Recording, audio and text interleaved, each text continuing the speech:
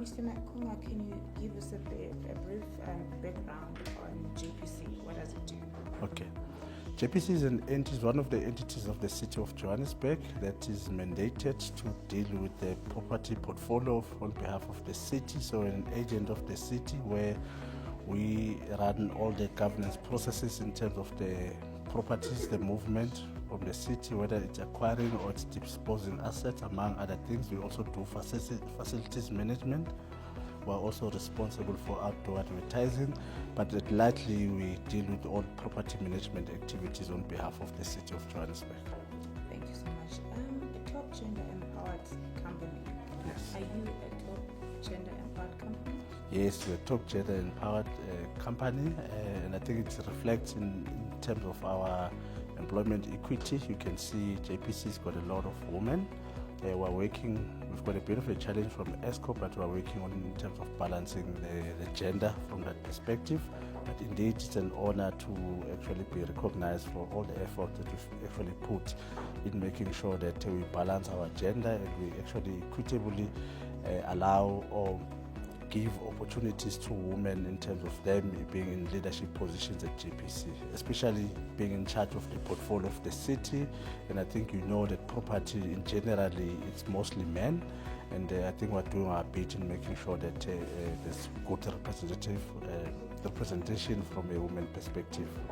That was my follow-up question of being recognized. Yeah. So if you can perhaps take us through to some of your initiatives as JPC where you implement and promote gender empowerment in the workplace. Yeah.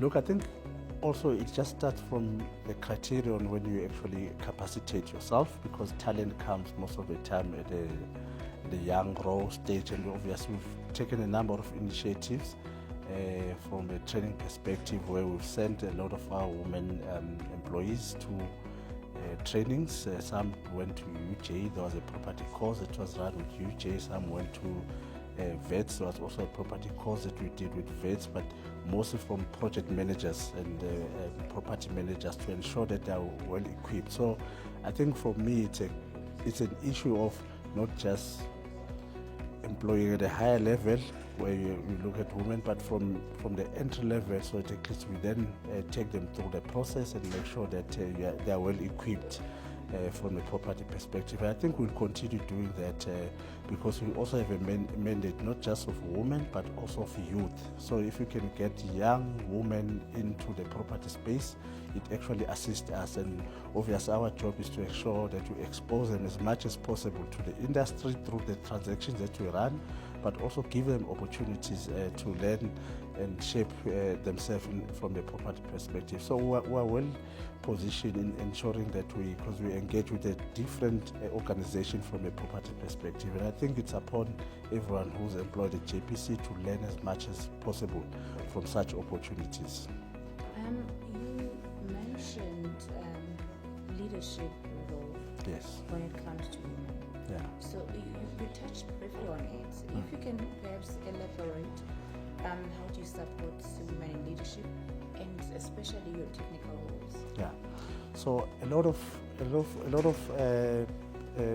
EXCO members, if I can put it that, but obviously from a property perspective, if I remove the support departments, we then have the property portfolio. Currently we've got 2 senior women those roles, and also have 2 males, so it's a balance, but obviously we want to be more and give more opportunities obviously to women, but also we've taken a number of our women leaders into courses, so people obviously do their IDP or their learning programs, but also there are those that we feel are important, like people to do PDP is one of those that we look at. It really gives you on-the-job training in terms of how to package properties, in terms of how to attract investment and so forth.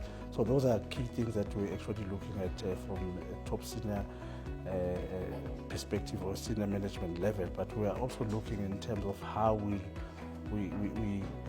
look at the gaps from a developmental perspective of an individual person, because people take certain careers, but to ensure that we as we move there, we actually put some of the property management, property development, amongst other things that people must do as a requirement. Because for you to package and for you to attract investment, you ought to know what is it that you're looking for. I mean, JPC is charged with positively changing the urban form and urban management of the city. So it's using the portfolio of the city and making sure that you sweat the asset.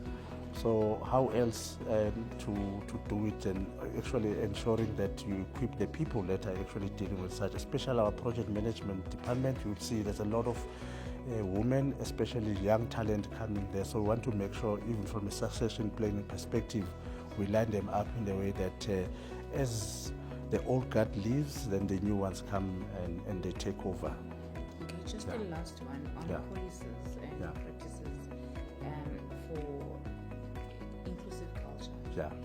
How do you do that as JPC?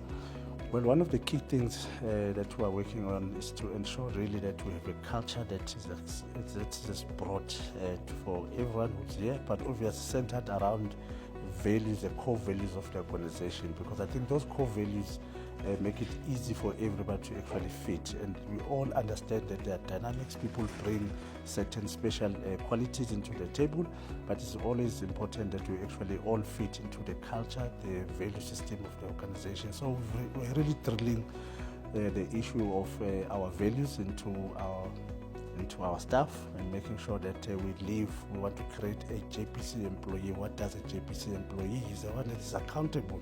He's the one that understands and build trust with the clients, because we are dealing with the client, especially we deal with the public. We want to make sure that we've got trust, where we are trusted in terms of the processes, and in terms of, because we do run tender processes as well. We want to make sure that our processes are credible, amongst other things that are there. So it is very important that all those things find themselves into our policies, and we make sure that we do a number of workshops so that we remind each other in terms of what is a JPC employee, what is expected of you as a JPC employee, and what is really the mandate, why you're here on behalf of the city of Johannesburg, and all the developments that you must see out there.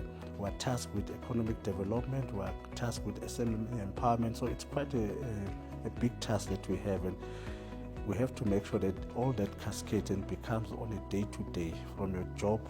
These are my to-do things on the day, and all those things must actually find themselves or expression, so that it comes from the policy, or it contributes to the policy, it contributes to our business plan, it contributes to our scorecard, but it also contributes to the culture of how we want to do things, which is efficient, be innovative, and be accountable in terms of what we need to do, especially because we are also dealing with the public purse.